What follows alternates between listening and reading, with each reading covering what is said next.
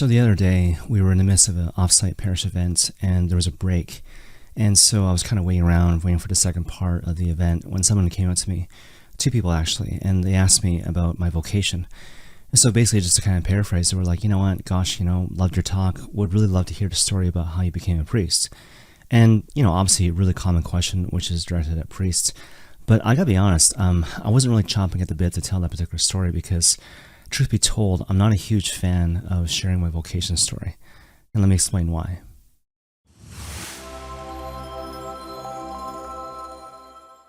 So I find a lot of times when it comes to vocation stories, especially involving priests, there's a certain expectation based on the genre. So to use an analogy, let's say you're watching a romantic comedy and the couple doesn't kiss at the end, people tend to be frustrated. And that was the problem, for example, when it came to the movie Twisters, starring Glenn Powell. And so regardless of the particular plot line of the movie, basically there was this romantic tension between Glenn Powell and the other female lead for most of the film, but then at the end, they didn't kiss. And in the aftermath of watching the film, a lot of people were really frustrated, again, because there wasn't a kiss, and so therefore this film didn't follow conventions with regards to that particular genre type of film. And again, I think a similar thing happens when it comes to vocation stories. And so whether people recognize it or not, I think a lot of times there's this implicit expectation that the story is going to be built around certain moments where God speaks to you your vocation. Like what's the moment where God spoke to you and called you specifically, for example, to be a priest? And so for myself, when I think about my own vocation story, certainly there were inspirational moments in prayer. Certainly there were key conversations with important people in my life. Certainly there were influential circumstances. At the same time, though, when I think about the particular things which really helped to clarify my vocation and to help me move in that particular direction, it's very much simple stuff. Simple stuff, very much grounded in the simple and the humble and the ordinary. And so basically my story is relatively clean and straightforward, right? And so I think I fall in the category of a lot of guys where they felt the call initially when they were in grade 9. And apparently I'm not alone in that regard, right? And so apparently even from such a young age, a lot of young men start thinking about the holy priesthood, or at least are enamored with the idea of being a priest. And so that was certainly the case for me. The difficulty, though, for myself was that I didn't know the faith and I wasn't practicing my faith, which obviously caused a bit of a problem. And so for years, I was just kind of spinning my wheels. And so I was thinking about God, I was thinking about the faith, I was even thinking about the holy priesthood. But again, because I didn't know my faith, because I wasn't practicing my faith, I can only go so far. The idea of being a priest remained simply that. It remained simply an idea. Now all that changed when I started learning about my faith.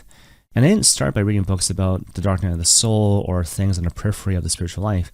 I started with really foundational stuff. For example, the Catechism of the Catholic Church, learning the basics about the Catholic faith, learning the foundations of our faith, and then going from there.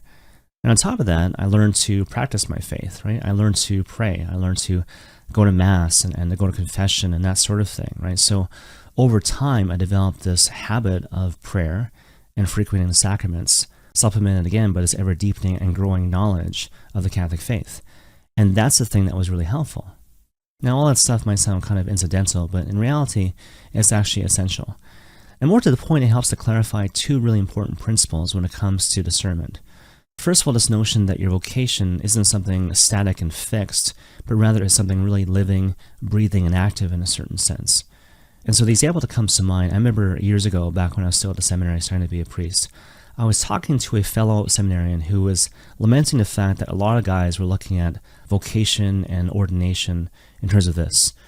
5 years till I become a priest, 4 years till I become a priest, 3 years till I become a priest, and so on and so forth. And basically he said, that's how a lot of guys look at jail, right? And I want to suggest, that's how a lot of people look at vocation in general, right? So, one day I'll get married, one day I'll become a priest. But if you look at it like that, as a fixed destination, then it begs the question, what next?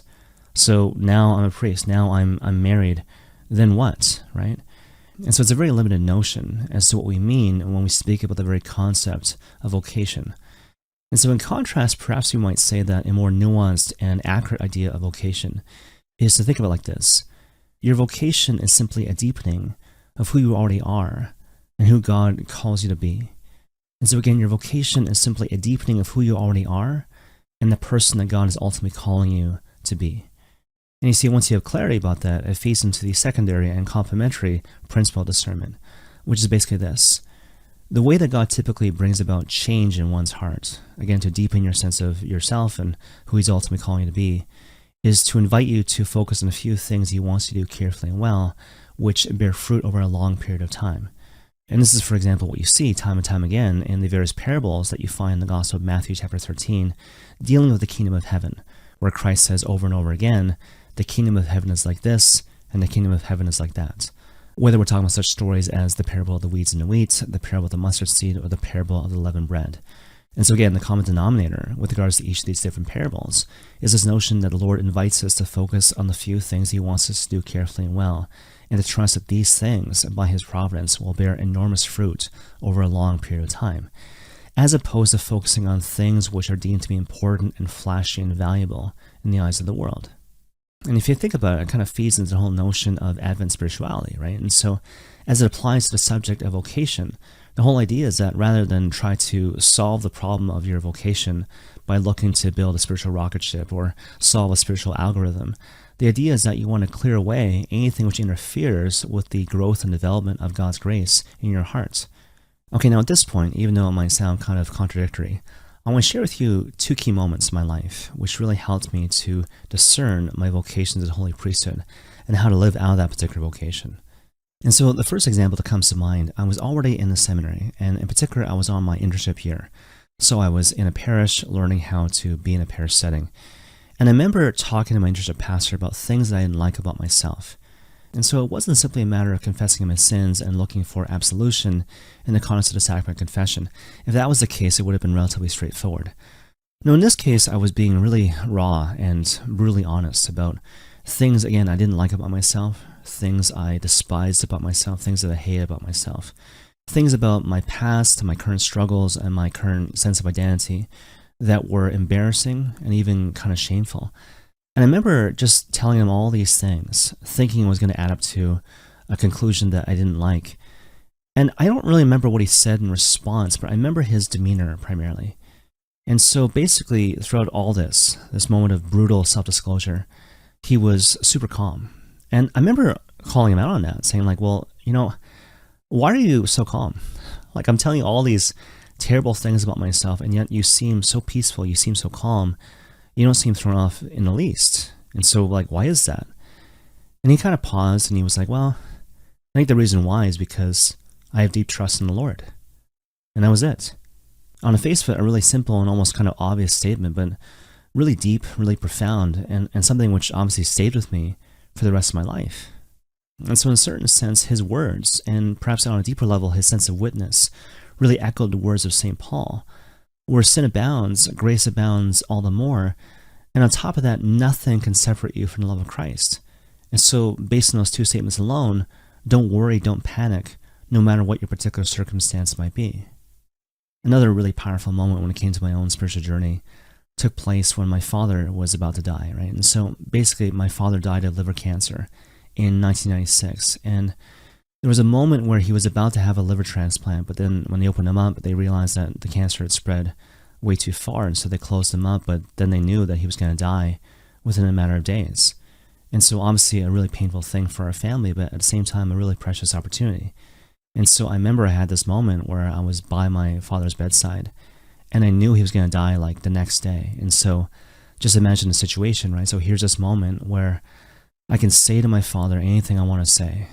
And so, I dug deep, and I did precisely that. I just shared with him everything that I wanted to say to him, everything I wanted to affirm in terms of who he was as a man, as a father, like everything, until my heart was empty. And even to this day, I don't remember anything I said, but I remember his reaction.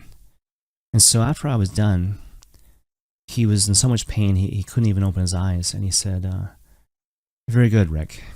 Like he called me Rick. Very good, Rick. I heard everything. It was very good. And obviously a really moving experience, right? Because here's my father, and I had this great confidence that he had given me the opportunity to say everything. I didn't feel rushed. I didn't feel like he wasn't interested. He gave me that room. He gave me that space. He gave me that freedom. And then after that, the sense of affirmation. And so in a certain sense, shades of the creation narrative from the book of Genesis. And so if you think back to that particular story, Every time God creates something, whether we're talking about the birds of the air or the fish of the sea, what we hear is that he says it is good. But then what's interesting is that when it comes to the creation of Adam, he says it is very good. And so, whether conscious or not, my dad was imbuing into my heart shades of the creation narrative again from the book of Genesis. And that was enormously powerful because it wasn't just someone who was affirming the good that I was communicating, but it was my father, who of course is meant to represent in a certain sense God the Father in incarnate form to me as a son. Now, on the face of it, you might hear these two stories and think to yourself, well, what do these things have to do with anything? What do they have to do with discernment? What do they have to do with your own particular call to the holy priesthood? Well, my response to that is everything. And that's kind of the point, right? And so, even though these two stories don't directly address the question as to whether or not I was called to the holy priesthood, at the same time, they were massively influential in terms of shaping the person I would ultimately become.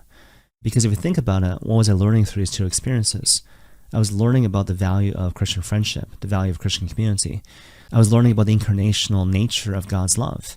And on top of that, I was learning about the importance of giving people time and space to self-disclose, to reach down deep and to bring out to the open these weak and vulnerable places in their hearts, and the corresponding importance of receiving people in that vulnerability, to give them this powerful healing and redemptive experience where I can be weak and vulnerable before my friend, and he or she does not reject me.